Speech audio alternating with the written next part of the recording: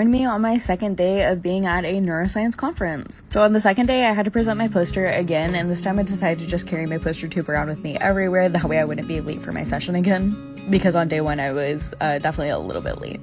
And the very first thing that I did was I went to this workshop on sex bias and research, and it was like truly amazing to be around people who have a similar goal and like mindset as me. Being someone who's very invested in sort of solving the sex bias in research, it can be very easy to get caught up in all of the people who are opposing you, who don't think that it's important to study females and males equally, that sometimes you forget that there are people who do agree with you and who are also doing that work. Being around a bunch of neuroscientists, I also found someone who has an oxytocin tattoo. Then it was time to present my research. Poster sessions are incredibly important, and I'm gonna make a different video about that.